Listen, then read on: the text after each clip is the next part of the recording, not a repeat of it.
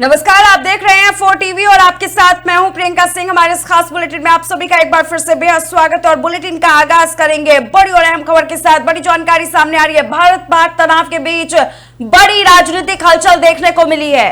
बड़ी और अहम अपडेट हम आपके साथ साझा कर रहे हैं। भारत पाकिस्तान के बीच में तनाव लगातार जारी और इसी बीच बड़ी राजनीतिक हलचल सामने आई है। पाक राष्ट्रपति ने नेशनल असेंबली की बैठक बुलाई है। विशेष सत्र में रणनीतिक फैसलों की उम्मीद को लेकर के यह बड़ा फैसला है। सीमा पर हालात के मद्देनजर उच्च स्तरीय बैठक की जा रही है। बड़ी जानकारी हम आपके साथ साझा कर रहे हैं।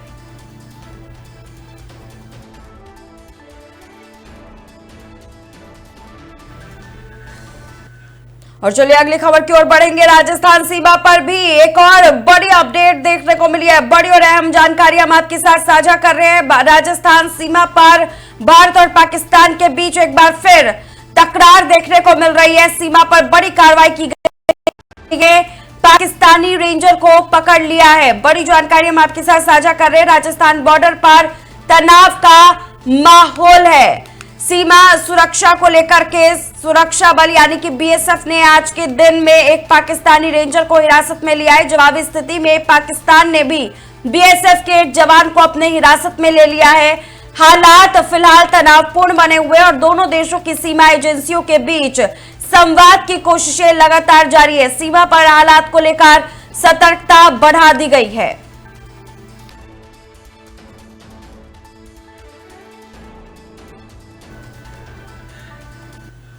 और वहीं पाकिस्तानी एयरलाइनों के लिए भारत द्वारा हवाई क्षेत्र बंद करने के फैसले पर पश्चिम बंगाल से बीजेपी नेता दिलीप घोष ने तीखी प्रतिक्रिया जाहिर की है। उन्होंने कहा है कि पाकिस्तान ने पहले ही भारत के लिए अपना एयर स्पेस बंद कर दिया था और अब भारत ने भी जवाबी कार्रवाई की है। दिलीप घोष ने दावा किया है कि भारत से जाने वाली कॉस्मेटिक्स जैसी चीजें पाकिस्तान में प्रतिबंधित होने के बावजूद पहुंचती हैं और वहां लोग उन्हें दोगुने दाम में खरीदते हैं। उन्होंने कहा कि अब पाकिस्तान को इसका खामियाजा भुगतना होगा और पूरी दुनिया देख रही है कि आतंकवाद को समर्थन कौन दे रहा है।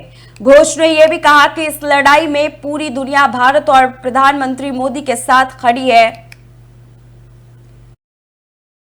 देखिए, पहले से पाकिस्तान उसका आकाश सीमा हमारे लिए बंद कर दिया था। भारतीय जो उत्पाद है, कॉस्मेटिक्स से लेकर बहुत सारी चीज़ें पाकिस्तान पहले से ही बैन करके रखा है। वहाँ बिक्री नहीं होता है, लेकिन चोरा मार्केट से जाता है, डबल दाम में लोग खरीदते हैं क्योंकि भारतीय सामान वहाँ बहुत डिमांड है। तो उसमें नुकसान पाकिस्तान को ही हो रहा है, हमें कुछ नहीं है।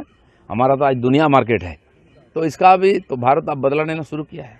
अब सारा दुनिया देख रहा है कि टेररिज्म कौन फैला रहा है, टेररिस्टों को कौन पाल रहा है, टेररिस्टों को कौन ट्रेनिंग दे रहा है। माननीय नरेंद्र मोदी जी ने दुनिया के सामने ये विषय ले आए हैं और इसीलिए टेररिज्म के खिलाफ भारत की जो लड़ाई है, नरेंद्र मोदी जी के जो नेतृत्व में जो लड़ाई हो रही है, सारा दुनिया उसको स्वीकार कर रहा है और उनको क्लीन चिट दिया है। अब देखिए, पूरा दुनिया हिंदुस्तान के पीछे मोदी जी। देखिए, पहले से और चलिए हम जानकारी की ओर रुख करेंगे। दिल्ली में अवैध रूप से रह रही 6 बांग्लादेशी महिलाएं हिरासत में ली गई है। बड़ी अपडेट हम आपके साथ साझा कर रहे हैं। दिल्ली में अवैध रूप से रह रही 6 बांग्लादेशी महिलाओं को हिरासत में लिया गया है। पूर्वी जिला पुलिस की बड़ी कार्रवाई देखने को मिली। मंडावली से गिरफ्तारी हुई है। बड़ी जानकारी हम आपके साथ साझा कर रहे हैं। गुप्त सूचना के आधार पर इस कार्रवाई को अंजाम दिया गया है। बड़ी अपडेट आपके साथ हम साझा कर रहे हैं। पहाड़गंज से भी महिलाएं पकड़ी गई है। बताया जा रहा है कि बिना वैध दस्तावेजों के दिल्ली में रह रही थी ये महिलाएं, जिनको अब पकड़ लिया गया है, कब्जे में ले लिया गया है। जानकारी के मुताबिक विदेशी क्षेत्रीय पंजीकरण कार्यालय की मदद से निर्वासन की प्रक्रिया शुरू हुई है। हिरासत में ली गई महिलाओं की पहचान सार्वजनिक कर दी जाएगी। बड़ी जानकारी हम आपके साथ साझा कर रहे हैं।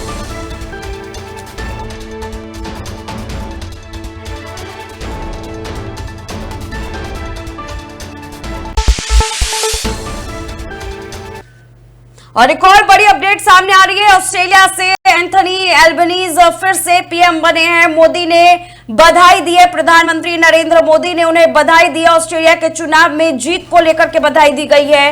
एल्बनीज पीएम बने हैं।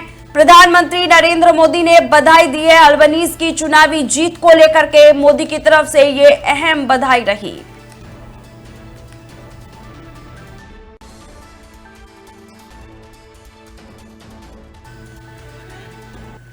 और एक और बड़ी अपडेट आपके साथ साझा करते हुए चले, प्रधानमंत्री नरेंद्र मोदी ने एक और अहम बधाई साझा की है सिंगापुर में। जी हां, आपको बताते हुए चले, प्रधानमंत्री नरेंद्र मोदी ने सिंगापुर के नए प्रधानमंत्री लॉरेंस वोंग को हालिया आम चुनाव में मिली जीत पर बधाई दी है। पीएम मोदी ने वोंग को शुभकामनाएं देते हुए कहा है कि भारत और सिंगापुर के बीच मजबूत और ऐतिहासिक संबंध है, जिन्हें नई ऊर्जा और दिशा देने की आवश्यकता है। उन्होंने कहा कि दोनों देशों के बीच व्यापक रणनीतिक साझेदारी को और मजबूत करने की दिशा में भारत प्रतिबद्ध है। साथ ही क्षेत्रीय विकास, डिजिटल सहयोग, व्यापार, निवेश और सुरक्षा जैसे क्षेत्रों में सहयोग को नई ऊंचाइयों तक पहुंचाने की जरूरत है।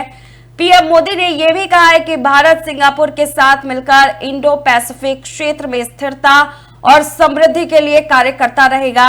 ये संदेश दोनों देशों के बीच गहरे मित्रतापूर्ण संबंधों और साझा हितों को और मजबूत करने की दिशा में एक अहम संकेत माना जा रहा है।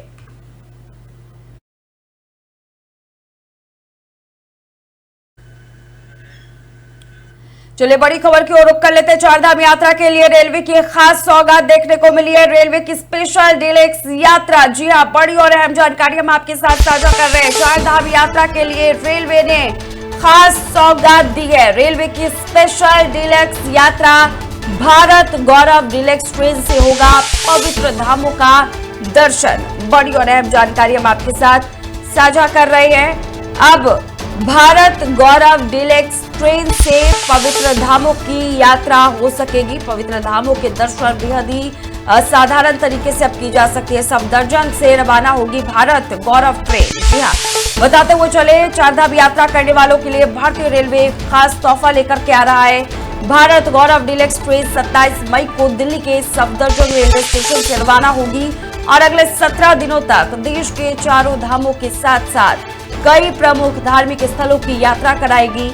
आधुनिक सुविधाओं से लैस ये विशेष ट्रेन श्रद्धालुओं को एक सुरक्षित, आरामदायक और आध्यात्मिक अनुभव देने के लिए तैयार हो गई है। आईआरसीटीसी द्वारा संचालित इस यात्रा के लिए बुकिंग पहले से ही शुरू हो चुकी है।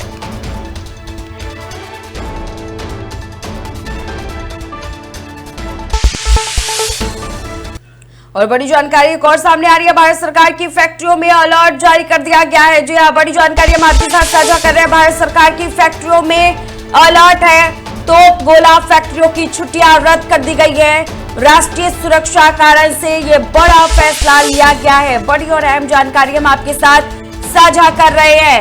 एक तरफ आतंकी हमले के बाद जहां युद्ध के माहौल है, वहीं दूसरी तरफ अब इसी से जुड़ी है बड़ी अपडेट हम आपके साथ साझा कर रहे हैं। राष्ट्रीय सुरक्षा के मद्देनजर बड़ा फैसला लिया गया है। कर्मचारियों को तत्काल ड्यूटी पर बुला लिया गया है। रक्षा उत्पादक में तेजी लाने के संकेत दिए गए हैं। छुट्टियां रद्द की गई है। हालात गंभीर माने जा रहे हैं। रणनीतिक तैयारियों को नया बल मिलता हुआ यहां पर नजर आ रहा है। फैक्ट्रियों में 24 घंटे काम जारी रहेगा। बड़ी और अहम जानकारी हम आपके साथ साझा कर रहे हैं। छुट्टियां रद्द कर दी गई है। हालात बेहद गंभीर माने जा रहे हैं। बताते हुए चले आपको कि इन सब के पीछे बताया जा रहा है कि रक्षा के मद्देनजर ये बड़ा फैसला लिया गया है।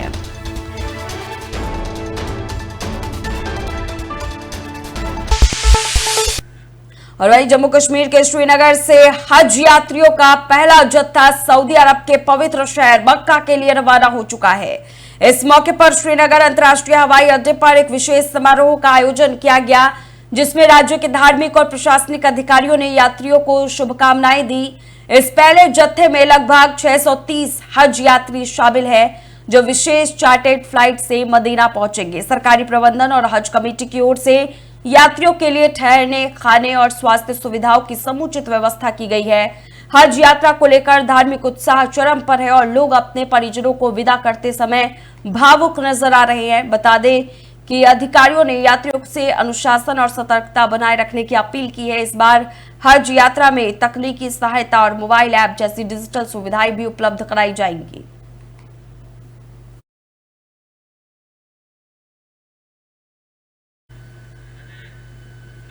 तो वन नेशन वन इलेक्शन की मुहिम को जन जन तक पहुंचाने के लिए बीजेपी प्रदेश भर में और पूरे देश के कोने कोने में अलग अलग कार्यक्रमों का आयोजन कर रही है। इसी कड़ी में नोएडा स्टेडियम में क्रॉस कंट्री दौड़ का आयोजन किया गया। दौड़ को मध्य प्रदेश के पूर्व मुख्यमंत्री और सांसद शिवराज सिंह चौहान, नोएडा से सांसद डॉक्टर महेश शर्मा, राज्यसभा सांसद सुरेंद्र सागर, विधायक पंकज सिंह और बीजेपी जिलाध्यक्ष महेश चौहान ने झंडी दिखाकर रवाना किया।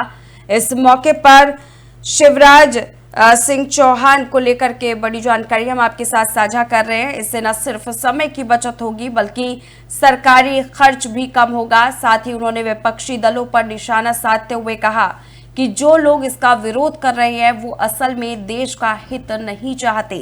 कार्यक्रम के अंत में दौड़ में विजेता प्रतिभागियों को प्रतीक चिन्ह देकर सम्मानित किया गया।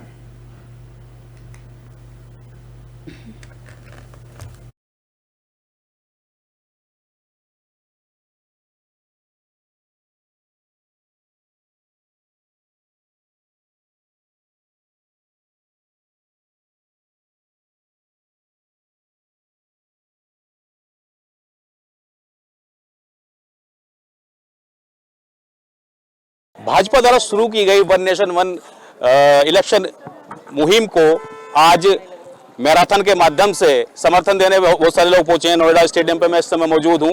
कुछ लोग हैं हमारे साथ, उनसे बात करते हैं और जानते हैं क्या कहना है उनका इस बारे में। जी, क्या नाम है आपका? जी, मेरा नाम ममता पांडे हुआ। आज यहाँ पे वन नेशन वन इलेक्शन की को समर्थन देने के लिए एक क्रॉस कंट्री का आयोजन किया गया, क्या कहना है इस बारे में? इस बारे में मुझे ये कहना है कि अगर एक राष्ट्र और एक चुनाव हो तो वो हमारे बहुत सारे जो मोदी जी का नारा है वो लेकर के चले तो हमारे राष्ट्र की बहुत सारी चीज़ें जो है वो बचत हो सकती हैं। एक तो समय की बचत होगी, सभी जनता का जो पैसा है वो बचेगा। इस पर बस मैं यही कहना चाहूँगी। और लोग भी हमसे ही बात कर लेते हैं। आपका क्या कहना है इस बारे में? मेरा यही कहना है कि जो ये मोदी जी ने सोचा है ये बहुत अच्छा ही सोचा है, क्योंकि देश की भी भलाई होगी और जो हमारे यहाँ बहुत सारे पैसे भी वेस्ट हो जाते हैं उसका भी बहुत बचत होगा। धन्यवाद। समय की भी बचत होगी। और भी कुछ लोग हैं, उनसे भी जान लेते हैं क्या कहना है उनका इस बारे में। ये जो वन नेशन वन इलेक्शन मुहिम चलाई जा रही है भाजपा सरकार द्वारा, क्या कहना है, इसके क्या दूरगामी परिणाम होंगे? क्या ये सफल रहेगी या कुछ इसमें कमी देखने को मिलती है आपको? ये जो हमारा मोदी जी की सफलता है बहुत ही पूर्ण रहेगी और मैं इसके साथ बड़ा यहाँ पे आभारी हूँ कि जो ये मुहिम चलाई जा रही है और आज मुहिम को देखते हुए आने वाले समय में ये धन की भी बचत होगी हमारी की और ये बहुत ही अच्छा रहेगा। तो जैसा कि आपने सुना कि लोगों का कहना है कि भाजपा द्वारा चलाई जा रही है वन नेशन वन इलेक्शन की स्कीम, इसके दूरगामी परिणाम सफल होंगे और ये इसमें न सिर्फ धन की बचत होगी बल्कि इसमें समय का भी मूल्यांकन हो सकेगा। नोएडा से योगेश गौड़, 4TV न्यूज। भाजपा द्वारा और वहीं छत्तीसगढ़ के मुख्यमंत्री विष्णुदेव साय ने रजकार विकास बोर्ड के नवनियुक्त अध्यक्ष प्रहलाद रजक को बधाई दी और शुभकामनाएं दी। उन्होंने कहा कि ये बोर्ड रजक समाज के विकास के लिए बनाया गया है ताकि समाज को सशक्त बनाया जा सके। मुख्यमंत्री ने विश्वास जताया है कि प्रहलाद रजक इस पद पर रहते हुए समाज के उत्थान के लिए सार्थक प्रयास करेंगे। इसके अलावा मुख्यमंत्री ने नक्सलवाद से जुड़े मुद्दों पर भी बात की। उन्होंने कहा कि कई नक्सलवादियों ने आत्मसमर्पण किया है और सरकार उनके कौशल विकास पर ध्यान दे रही है। इसके तहत आत्मसमर्पण करने वाले नक्सलियों के लिए प्रधानमंत्री आवास योजना के तहत अलग से आवास स्वीकृत किया गया है ताकि उन्हें बेहतर जीवन शैली और अवसर मिल सके। आज छत्तीसगढ़ रजककार विकास बोर्ड के नवनियुक्त अध्यक्ष श्री प्रहलाद रजक जी ने अपना पदभार ग्रहण किया। बहुत ही गर्मामयी वातावरण में इसमें हमारे प्रदेश के कृषि और ट्रैवल मंत्री श्री रामविचार नेताम जी, मंत्री केदार कश्यप जी, मंत्री दयालदास बघेल जी, टंकराम वर्मा जी, हमारे सांसदगण, विधायकगण, निगम मंडल के नवनियुक्त अध्यक्षगण और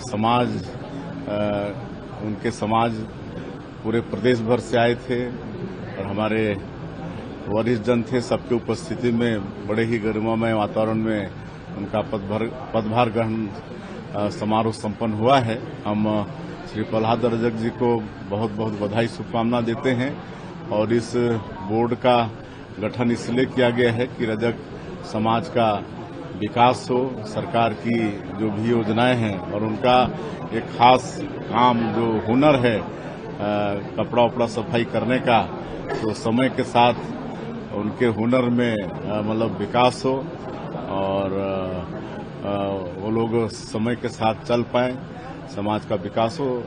इस निमित्त इस विकास बोर्ड का गठन हुआ है और मुझे पूरा विश्वास है कि इसमें प्रहलाद रजक जी खरा उतरेंगे। आज 36 बड़ी जानकारी आपके साथ साझा कर रहे हैं वाराणसी से, जहां पर 128 वर्षीय योग गुरु बाबा शिवानंद का निधन हो गया है। बड़ी अपडेट आपके साथ साझा करते हुए चले, बेहद ही दुखद खबर सामने आ रही है। 128 वर्षीय योग गुरु बाबा शिवानंद ने अंतिम सांस ली है। वाराणसी में उन्होंने आखिरी सांस ली। 2022 में पद्मश्री से हुए थे सम्मानित। 3 दिन में बीएचयू में एडमिट थे। पद्मश्री के समय पीएम ने भी झुककर उनको प्रणाम किया था।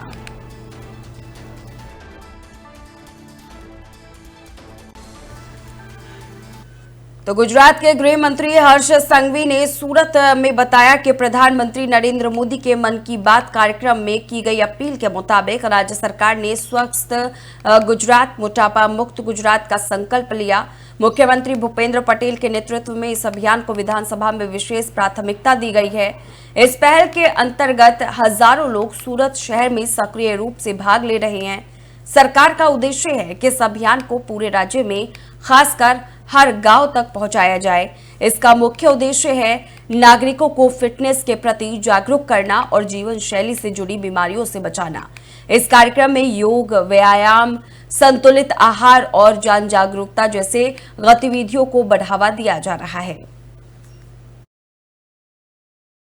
मोदी जी ने अपने मन की बात में देश के सभी नागरिकों को एक आह्वान किया कि देश के प्रत्येक नागरिक वो मोटापे मुक्त हो, स्वस्थ हो और गुजरात सरकार में खास तौर पे मुख्यमंत्री श्री भूपेंद्र भाई पटेल के मार्गदर्शन में यही साल गुजरात की विधानसभा में खास तौर पे एक संकल्प लिया गया है, स्वस्थ गुजरात, मोटापा मुक्त गुजरात। और यही संकल्प के तहत आज योग बोर्ड द्वारा आप देख सकते हो कि हजारों की संख्या में सूरत शहर के नागरिक मेदस्विता मुक्त ये कार्यक्रम में जुड़े हुए हैं। ये अपने आप में एक बहुत ही बड़ी शुरुआत है और आने वाले दिनों में गुजरात सरकार ये कार्यक्रम को गुजरात के गांव-गांव तक पहुंचाने के लिए संकल्पित है। और खास तौर पे हमने ये संकल्प गुजरात के गांवों तक खाली पहुंचाना इतना ही नहीं, उसके साथ साथ गुजरात के प्रत्येक नागरिक मोटापा मुक्त ये कार्यक्रम में जुड़े, उसके लिए गुजरात सरकार ने अलग अलग स्तर पे एक कंपटीशन का भी आयोजन किया है, जो आने वाले दिनों में एप्लीकेशन के माध्यम से गुजरात के सभी नागरिक उसमें भाग ले पाएंगे।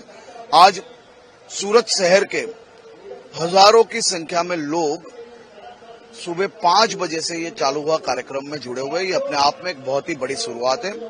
आने वाले दिनों में Gujarat diabetes free, blood pressure free और खास तौर पे मोटापा फ्री ये दिशा में आगे बढ़ने वाला राज्य सबसे पहला होगा। मोदी जी ने चले खबरों में आगे बढ़ेंगे। ओडिशा के कटक जिले के खान नगर इलाके में एक दर्दनाक हादसा सामने आया है, जहां एक निर्माणाधीन पुल का स्लैब अचानक ही गिर गया। इस हादसे में 3 मजदूरों की मौके पर ही मौत हो गई, जबकि कुछ अन्य गंभीर रूप से घायल बताई जा रही हैं। घटना उस समय हुई जब निर्माण कार्य तेजी से चल रहा था और मजदूर स्लैब के नीचे काम कर रहे थे।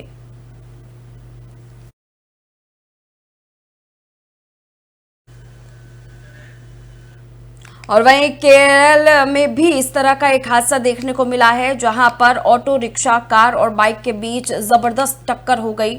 टक्कर इतनी जबरदस्त थी कि हादसे के बाद ऑटो रिक्शा में आग लग गई। इस दर्दनाक हादसे में एक व्यक्ति की मौके पर ही मौत हो गई, जबकि बताया जा रहा है कि 4 अन्य लोग गंभीर रूप से घायल हैं।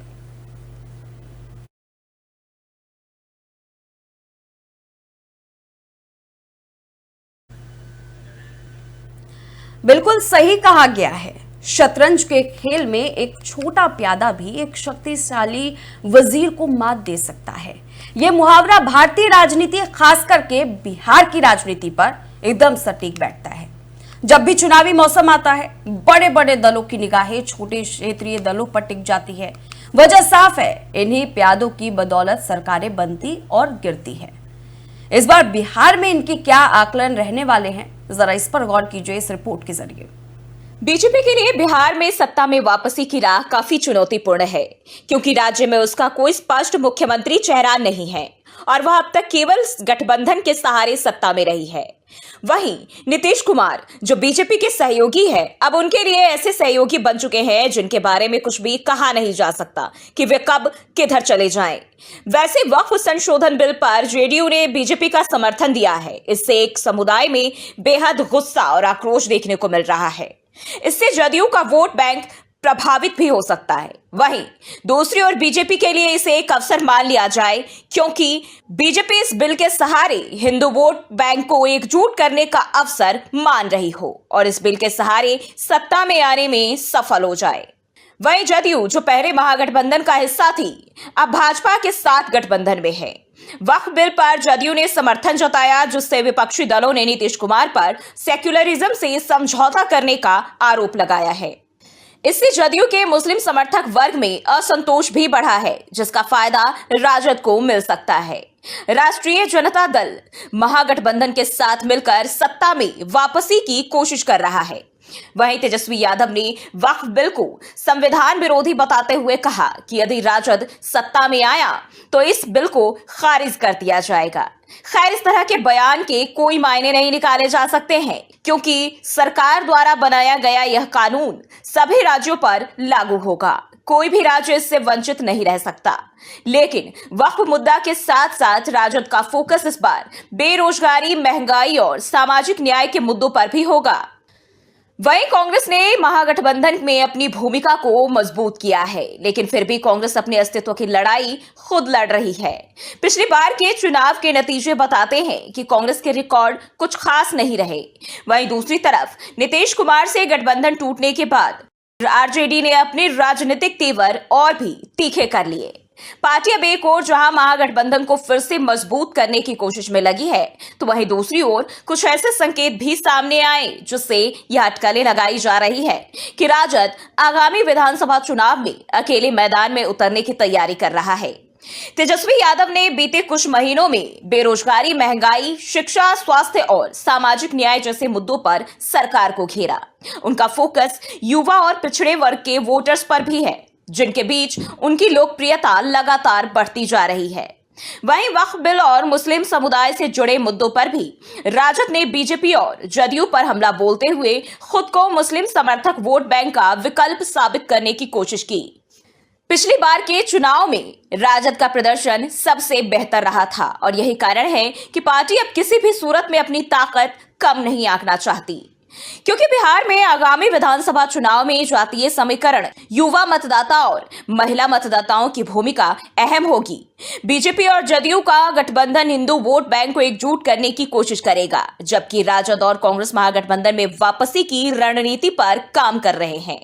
बता दें कि विधानसभा चुनाव में कुल 243 सीटें हैं और बहुमत के लिए 122 सीटों की आवश्यकता है। पिछले चुनाव में राजद ने अच्छा प्रदर्शन किया था, जिससे यह अनुमान लगाया जा रहा है कि वह अकेले ही चुनाव लड़ने की तैयारी में है। बिहार का 2025 विधानसभा चुनाव राज्य की राजनीति में महत्वपूर्ण मोड़ साबित हो सकता है। भाजपा और जदयू के गठबंधन, राजद और कांग्रेस के महागठबंधन में वापसी की कोशिश और वक्फ बिल जैसे मुद्दे चुनावी समीकरण को प्रभावित करेंगे। जनता की राय और मतदान इस चुनाव के परिणाम को निर्धारित करेंगे। तो फिलहाल इस खास बुलेटिन बस इतना ही। रुकेंगे एक छोटे से ब्रेक के लिए। ब्रेक के उस पार खबरों का सिलसिला जारी है।